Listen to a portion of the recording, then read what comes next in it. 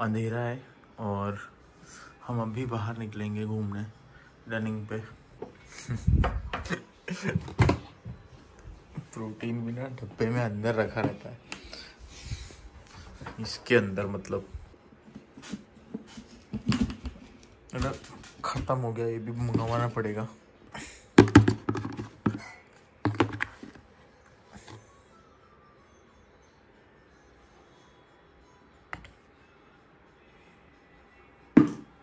That's it. पता है ये सारी चीज़ें बहुत आसान है, फिट रहना बहुत आसान है, क्योंकि आपको दिन भर खाना रहता है, एक्सरसाइज करनी रहती है। उसका फ़ायदा क्या है, आप पब्लिक में अच्छे दिखोगे, अंदर से अच्छा फील करोगे, मेंटली अच्छा फील करोगे, और फिर आपकी सोशल लाइफ थोड़ी सी कम हो जाएगी। बहुत फ्रिक्वेंटली आप बाहर नहीं जा सकते हो, बहुत फ्रिक्वेंटली आप उल्टा सीधा नहीं खा सकते हो। तो अब ये आपके हाथ में है, इस जर्नी को एंजॉय करो, या फिर इसको सिर्फ इसीलिए कि मुझे मसल बिल्ड करना है बोझ समझ के फॉलो करो, ठीक है? क्योंकि मुझे मसल बिल्ड करना है, मुझे दूसरों को दिखाना है कि यस मेरे पास मसल है, सिक्स पैक है, तो दूसरा चेहरा ये है। कि दूसरे चेहरे को कभी भी हावी मत होने देना अपने ऊपर, ठीक है? नहीं तो ये सच में बहुत हेक्टिक और बहुत बोरिंग लगने लगेगा। मैं तो एंजॉय कर रहा हूँ और वो मैं आपको दिखा रहा हूँ। ये जो मेरी जर्नी है, इससे अगर 10-15 लोग भी मोटिवेट होके, पुश होके अपनी सिर्फ और सिर्फ, भले ही कुछ भी काम कर रहे हो, वो कहीं पे भी ऑफिस में, कहीं पे भी, कोई सिविल जज की तैयारी कर रहा है, कोई IPS IAS की, कोई इंजीनियरिंग की, लेकिन एक फिटनेस को अगर छोटा सा पार्ट बना लेंगे इस जर्नी को देख के, तो मेरे लिए बहुत अच्छी बात, मेरे लिए बहुत बड़ी बात होगी।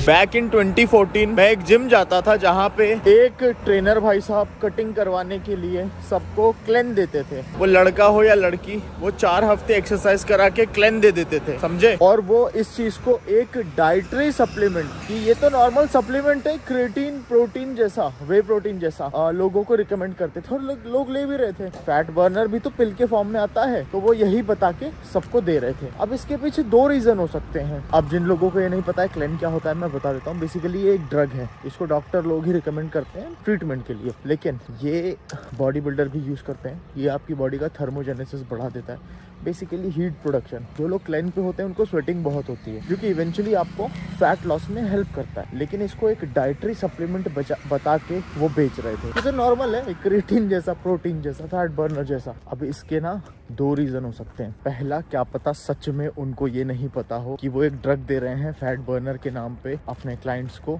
और उनको उस वजह से रिजल्ट्स दिख रहे हैं। दूसरा रीजन है इसका, जो कि बड़ा खराब है, उनको पता है कि ये एक ड्रग है और इसके साइड इफेक्ट हो सकते हैं, और वो अपने क्लाइंट्स को सिर्फ इसीलिए वो दे रहे हैं ताकि उनका क्लाइंट बेस बढ़े, ताकि उनको ज्यादा क्लाइंट मिले। ये दूसरा रीजन हो सकता था, क्योंकि ऑब्वियस सी बात है, आप कोई ऐसा ड्रग अपनी बॉडी में डाल रहे हो अलग से, जो कि नेचुरल नहीं है कहीं से कहीं तक, उसको लेने के बाद थर्मोजेनेसिस बढ़ रहा है, स्वेटिंग हो रही है और फैट लॉस हो रहा है, तो ज्यादा क्लाइंट मिलेंगे ना। कोई बंदा दूसरे बंदे को दिखेगा, यार ये तो 30 दिन में ट्रांसफॉर्म हो गया, तो ऑब्वियस सी बात है मैं भी उससे ही जाके ट्रेनिंग लूंगा, फिर भले वो कुछ भी दे मुझे। मैं तो नॉर्मल बंदा हूँ, मुझे थोड़ी पता है कि वो क्या दे रहा है मुझे। तो अब इन दोनों में से कोई सा भी रीजन हो, इवेंचुअली पछता कौन रहा है? वो बंदा जो इस चीज को ले रहा है। चलो एक पल के लिए ये मान लेते हैं कि उस भोले ट्रेनर को पता ही नहीं है कि वो क्या चीज रिकमेंड कर रहा है। उसने भी किसी से सुना होगा कि ये फैट बर्नर है, ड्रग नहीं है, और वो अपने क्लाइंट्स को भी वही रिकमेंड करने लग गया होगा। अब इसमें नुकसान किसका है? उन क्लाइंट्स, बेचारे जो क्लाइंट्स हैं उसके, उनका तो नुकसान है ही। लॉन्ग रन में उस फिटनेस ट्रेनर का भी नुकसान है, क्योंकि अगर कोई बंदा मर गया क्लेन को अब्यूज करने की वजह से, उसको लिवर में कुछ प्रॉब्लम हो गई, किडनी में कुछ प्रॉब्लम हो गई, ठीक है, तो वो बंदे के परिवार वाले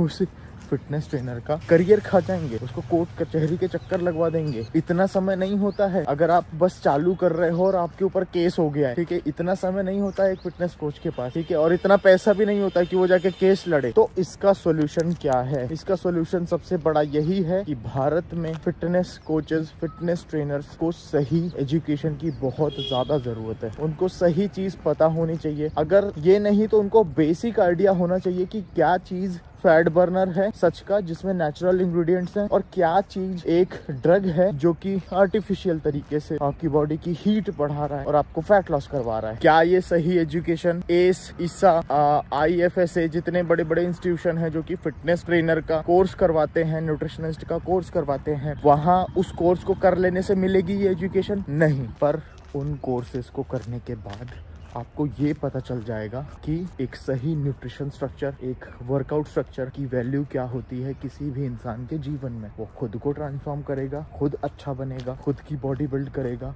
उस नॉलेज से जो उसने उस कोर्स से गेन किया है, और फिर वो प्रीच करेगा वही सेम चीज़ अपने क्लाइंट्स के ऊपर, और क्लाइंट्स को भी अकॉर्डिंगली रिजल्ट दिखेंगे। तो जब एक इंसान को न्यूट्रिशन और एक्सरसाइज की वैल्यू पता चल जाएगी तो वो समझ जाएगा कि फैट लॉस जो होता है, कि मसल बिल्ड जो होता है, वो एक एनाबॉलिक स्टेरॉइड या फिर वो किसी दूसरे ड्रग जैसे क्लेन तक सीमित नहीं है। जो बेस चीज़ है, जो बेसिक चीज़ है, जो कोर चीज़ है, वो है न्यूट्रिशन। जो नींव है इस चीज़ की वो है वर्कआउट। इसलिए आपको एक कोर्स करना चाहिए कोई सा भी फिटनेस फील्ड में आने से पहले। अगर डिग्री कर रहे हो तो वेल एंड गुड है, और अगर नहीं है डिग्री करने का समय तो आप सिर्फ एक कोर्स कर ले रहे हो तो वो भी मोर देन इनफ है। मैं रिकमेंड करूंगा एस से करो या फिर ईसा से करो। एक भाई कह रहा है लेग प्रेस शिवम भाई सेफेस्ट मशीन कैसे है? ज्यादा वेट के साथ एक बार पैर सीधे करो अपने, क्योंकि उस भाई ने कहीं वीडियो देखा होगा शॉर्ट या फिर रील पे कि वो बहुत ज्यादा वेट के साथ अपने पैर सीधे करता है बंदा,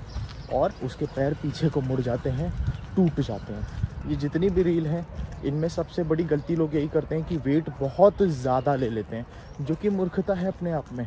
मसल बिल्डिंग अगर आप कर रहे हो, हाइपरट्रॉफी के लिए ट्रेन कर रहे हो, तो वेट बिगेस्ट फैक्टर नहीं है, मैकेनिकल टेंशन बड़ा फैक्टर है, जो कि एक मॉडरेट वेट के साथ, सही फॉर्म के साथ, सही एक्सरसाइज सिलेक्शन के साथ आप बढ़ा सकते हो उस टेंशन को। दूसरी चीज़, लेग प्रेस में लोग वेट बढ़ा के बहुत स्पीड से लेग प्रेस परफॉर्म करने की कोशिश करते हैं, जो कि बहुत हार्मफुल है। अगर आप लेग प्रेस को स्पीड से, कम रेंज में एकदम स्पीड से परफॉर्म कर रहे हो, तो जब आपके पैर एकदम स्ट्रेट होते हैं ऊपर जाके, तो उस केस में आपके नी में इतनी मोबिलिटी नहीं रहती है, ठीक है, कि वो हल्का सा जो झटका आया है स्पीड में, जब आप पुश करते हो तो आपके नी पे झटका आता है उल्टी साइड पीछे की तरफ, ठीक है, तो उस समय आपके नी में इतनी मोबिलिटी नहीं रहती है कि उस झटके को बर्दाश्त कर पाए, ठीक है, और ऐसे में क्या होता है, वो टूट जाता है। तो लेग प्रेस परफॉर्म करो मॉडरेट वेट के साथ and perform it slow.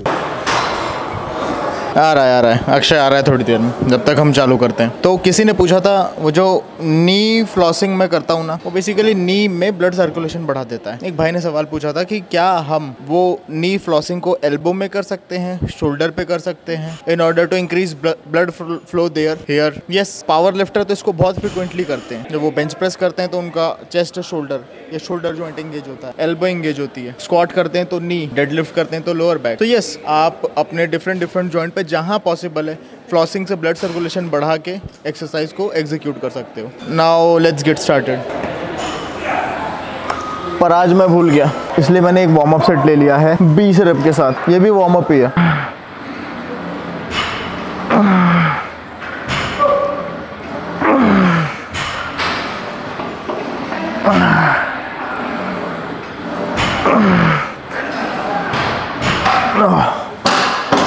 Controlled way में करो तो लाइट वेट में भी काफी अच्छा स्टिमुलस मिलता है। अभी मैं एक चीज बताता हूँ आपको। एक भाई ने बोला था कि बहुत ज्यादा हैवी वेट ले लो और जब आप नी को लॉक कर दोगे तो नी के टूटने के चांसेस बढ़ जाते हैं। अभी तो ये कोई बहुत सुपर हैवी वेट नहीं, बट स्टिल ये हैवी है पिछले सेट के कंपेरिजन। मैं आपको दिखाता हूँ एक चीज। ये फुल एक्सटेंशन है, यहाँ मैंने लॉक कर लिया।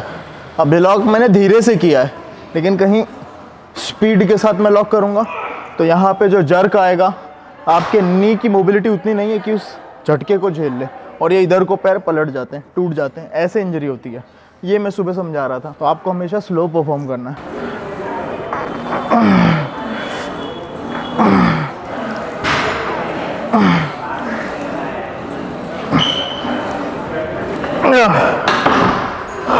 ये स्लो था और प्रॉपर रेंज में था। लोग गलती क्या करते हैं, इस रेंज में और नीचे नहीं आएंगे इससे, और यहीं से स्पीड से पुश करते हैं, वो हाइपर एक्सटेंशन में चला जाता है, मोबिलिटी कम होने की वजह से टूट जाता है। वहाँ पे फोर्सेस लग रही हैं, ये है रीजन। उन फोर्सेस को कंट्रोल्ड वे में करो, ये है सोल्यूशन। सारी 20 की प्लेट चुरा ली। ये शायद मेरा तीसरा सेट है, पर मेन सेट नहीं है जब तक फेलियर नहीं आता।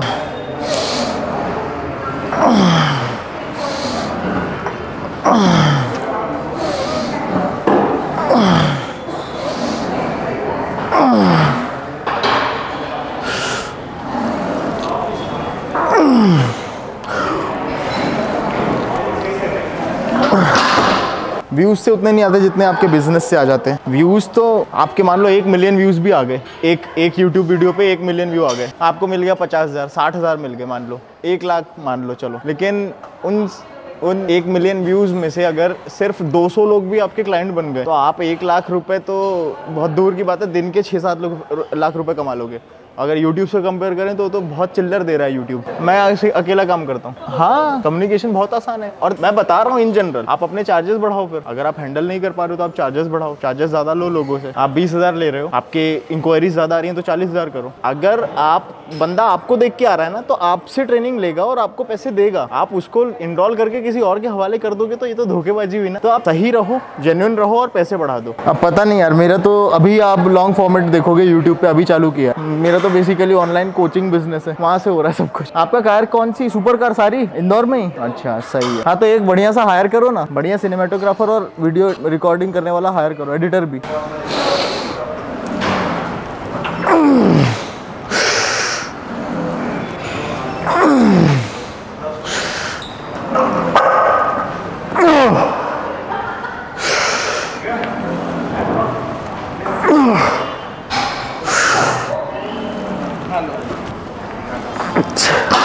एक सेट और 5 रेप के साथ इसी रेंज में आएंगे, वेट बहुत कम से बढ़ाएंगे और वो होगा मेरा पहला मेन सेट।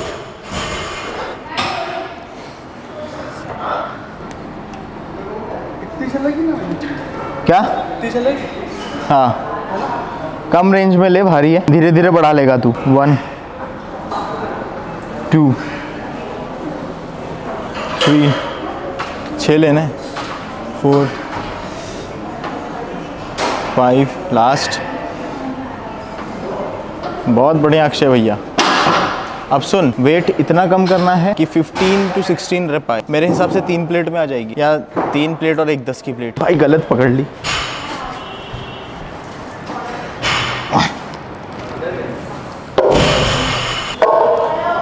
हाँ, 10 किलो इन टोटल बढ़ा। जब ये पूरी फुल हो जाएगी ना तो फिर हम यहाँ पे फ्रैक्शन वेट से ऐड करना चालू कर देंगे। ये दिख रहा है इधर।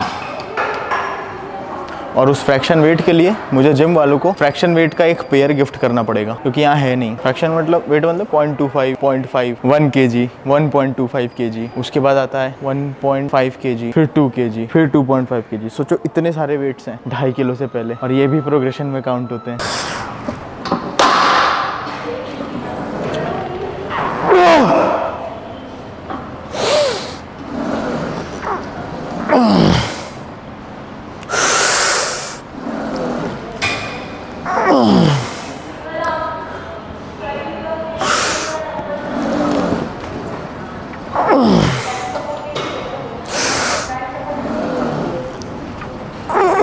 निको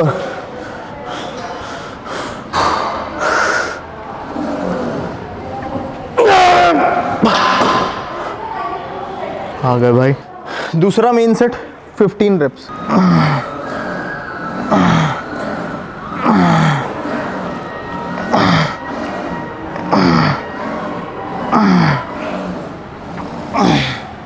हाँ, BC कर लेते हैं। 17 18।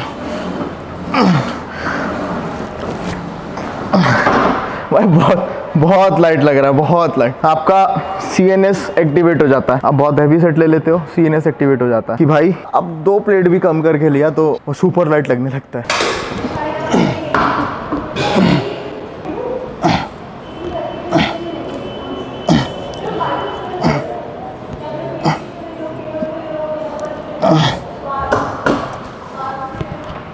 हाँ, और बढ़ाएंगे। तो मैं पानी पी गया था।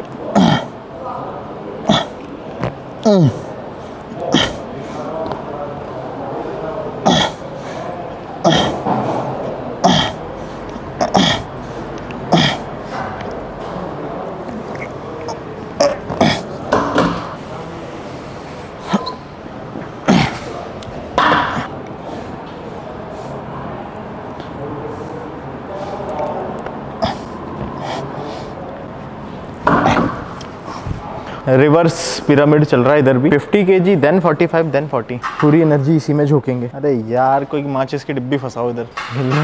इम्बैलेंस, सबको मसल इम्बैलेंस होता है, इस जिम को मशीन इम्बैलेंस हुआ।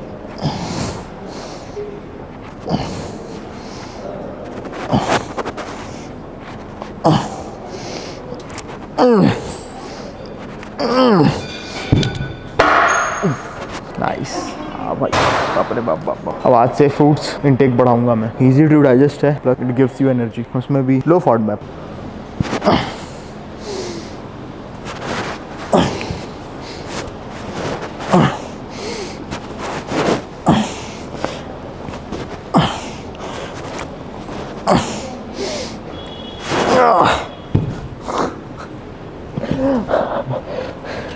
Muscle failure 18 reps. भाई गर्मी आ गई, पता है? ये देख, बनियान पहनी है इसके नीचे।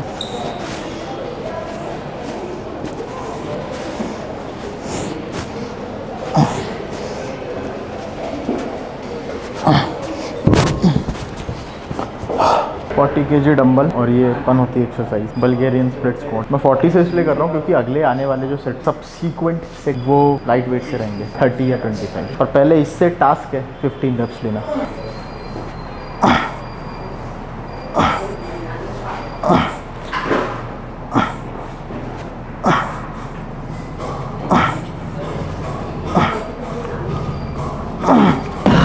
हो गया ना, पता गिनना भूल गया। सेट है सही, सब सही है। भगवान 15 रेप की शक्ति दे दो।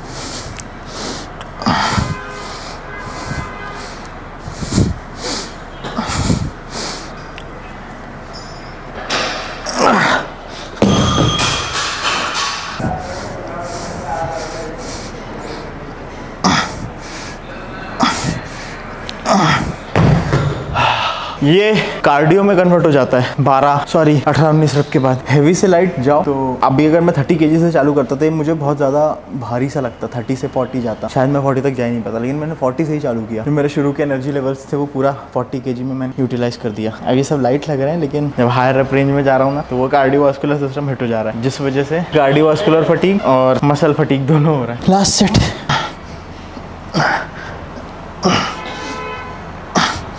18, 19, 20।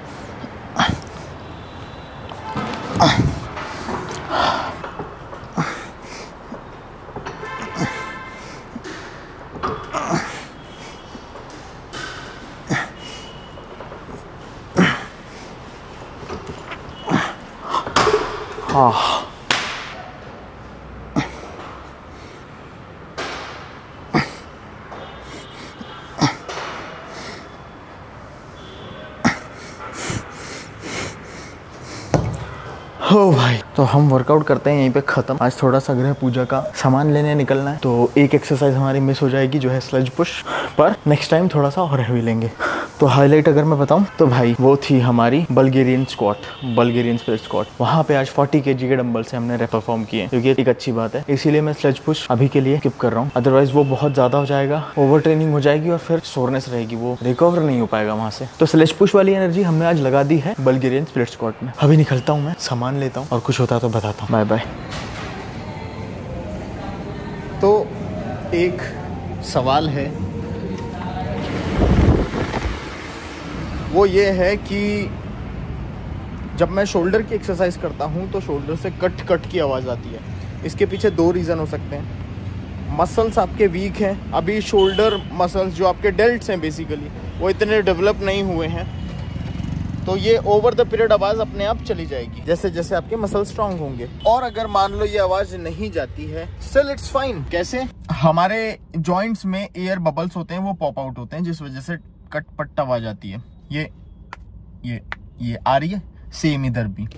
पर ये पेन फ्री आवाजें हैं, ठीक है, इनमें कोई पेन नहीं हो रहा है, सेम इधर भी होता है, ठीक है, पेन फ्री आवाजें। लेकिन अगर ये आवाज कम्स विद सम पेन, कुछ इचिंग पिंचिंग पेन हो रहा है, जैसे चींटी काट रही है या फिर दर्द हो रहा है, then you need to work on your exercise selection. तो समस्या है रे भाई, एक बार आप फिर अपने डॉक्टर को दिखाओ। वो इम्पिंजमेंट हो सकता है, डॉक्टर जो बोल रहा है उसकी बात सुनो, और उसको हमेशा हमेशा के लिए फिक्स करने के लिए आपको एक्सरसाइज सिलेक्शन पे काम करना पड़ेगा। उन एक्सरसाइजेस को हटाओ जहां पे आपको स्टेबिलिटी नहीं मिल पा रही है, जहां पे आपके जॉइंट्स, आपके लिगामेंट्स, टेंडन्स ज्यादा मेहनत करनी पड़ रही है, ठीक है, लिगामेंट्स और टेंडन्स को ज्यादा मेहनत करनी पड़ रही है in order to execute a single rep. ये है इसका परमानेंट सोल्यूशन। अदरवाइज आप डॉक्टर के पास जाओगे, उसको पैसा दोगे, आराम करोगे, हीट एप्लीकेशन करोगे, ब्लड सर्कुलेशन बढ़ा के रिकवर तो हो जाओगे, वापस से वहीं के वहीं आ जाओगे, फिर से पेन चालू हो जाएगा अगर एक्सरसाइज सिलेक्शन सही नहीं हुआ तो।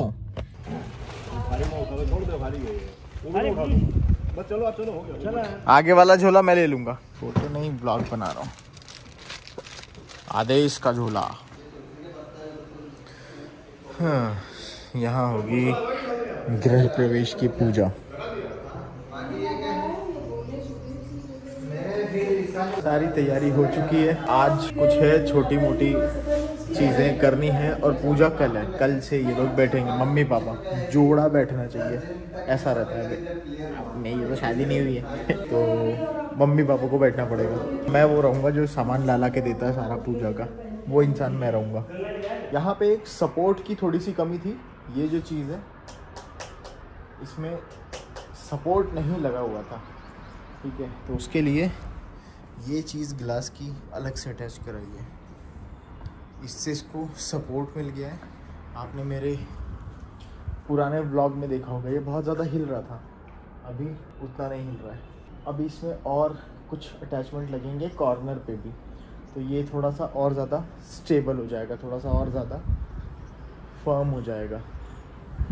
ये मेरा रूम है, अभी काम चल रहा है, थोड़े से लेबर लोग, जितने भी भैया लोग हैं उनकी कमी हो गई थी, तो अमावस्या आ गई बीच में, त्यौहार आ गए बीच में, राम जी का ये आ गया बीच में आगमन, तो उसके बाद उस वजह से थोड़ा सा काम लेट हुआ है, लेकिन सही चल रहा है अभी काम, फिलहाल समय पे चल रहा है। बेड वेड बन गया है और यहाँ पे आएगा बड़ा सा मिरर फॉर फ्लेक्सिंग।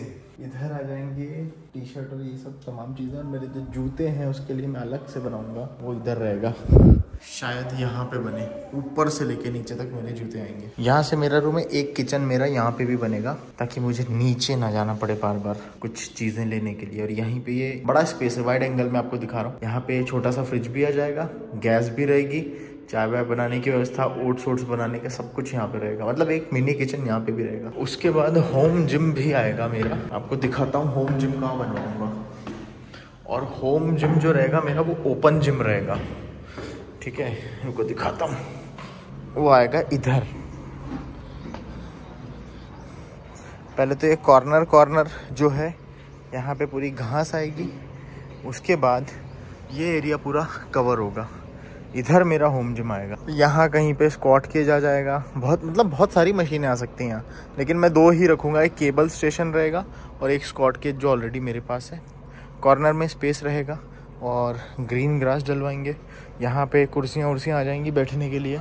ये झाड़ पेड़ इधर हैं, तो इससे क्या रहेगा, ताज़ी हवा में एक्सरसाइज करेंगे, अच्छे वीडियो बनाएंगे। यहाँ पे तो मैं और भी ज़्यादा गोरा दिखता, इतना गोरा हूँ नहीं मैं तो ये बैकग्राउंड में काफ़ी अच्छा रहेगा। पर हमने, अरे बाबा सॉरी पहले मैंने सोचा था कि होम जिम यहाँ करवाएं, इस जगह पे। ये पीछे मतलब दो छतें हैं, एक आगे छत है एक पीछे छत है, यहाँ से भी ओपन है पूरा। पहले सोच रहे थे यहाँ करवाएं, लेकिन फिर यहाँ पे ये सीढ़ियाँ आ रही थी, और सीढ़ियाँ आने की वजह से ये कवर करने में दिक्कत आती है और पानी अंदर आता है और जिम की मशीनें ख़राब होने के चांसेस थे। ये रिस्क ना लेते हुए हमने इस वाले छत पे बनवाया जो अभी आपको दिखाया। और बाय द वे इस छत के ऊपर भी एक छत है, वहाँ पे भी एक छत है, मतलब वो भी अच्छा बड़ा स्पेस है, तो वहाँ पे भी गजीबो वजीबो बनवाएंगे, जो भी होगा। अभी तो वहाँ का कुछ डिसाइड नहीं, अभी नीचे का ही नहीं बना है। नीचे की ही अभी बहुत सारी चीज़ें बची हैं, इतना ऊपर जाने की ज़रूरत नहीं है अभी। चलो, मम्मी ने कैंची मंगवाई है, ला के देना पड़ेगा। जैसे आपके मामा से बड़े, हाँ, उनका है, हाँ, इससे हैवी है, सब जानता हाँ, हूँ। लेकिन ये सबसे बड़ी समस्या है कि अंदर जाओ धक्का खा तो वो एकदम लास्ट गली में। आपका head to head first head पे, दूसरी बात स्कूल यहाँ खुला पोर्शन, पूरा खुला है। आपको अच्छा लगा ना? कोई ऑब्जेक्शन नहीं। आपको बढ़िया लगा? वेरी फाइन, बहुत अच्छा है सर। आप इंदौर में, पंडित जी कह रहे हैं वेरी फाइन। अब आप यकीन नहीं करें, हमें ऐसा मकान है तो सूरत में देखे थे, वो कम से कम कितना 7 करोड़ का था। हाँ, same to same just like. अच्छा अच्छा, ये 1.5 में पड़ा और फर्नीचर सहित 85-90 तक जाएगा। चलो भाई, अब हमको काम दे दिया गया है मिठाई लाने का। जो गृह प्रवेश में मिठाइयाँ लगेंगी, प्लस जो गृह प्रवेश में मेहमान लोग आएंगे उन लोगों का नाश्ता वाश्ता, चिवड़ा, सेव, नमकीन, मिक्सचर, ये सब मुझे लाना है। और 2 मिठाई लानी है। एक पूजा वाली मिठाई लेनी है जो कि 1.5 किलो लेनी है। दूसरी जो मिठाई है वो नाश्ते पानी वाली मिठाई लेनी है, और उसको भी 1-1.5 किलो लेना है। तो चलो देखते हैं कौन सी। मैं पता नहीं, मैं कितने दिन से तो मिठाई शॉप पे ही नहीं गया हूँ। आखिरी बार दिवाली पे गया था आखिरी बार। हाँ, उसके बाद कोई ऐसा मौका ही नहीं पड़ा, और ना ही मैं बहुत शौकीन हूँ उल्टा सीधा मीठा खाने का। अब प्रसाद है तो ऐसा नहीं बोल सकते हैं, बट स्टिल।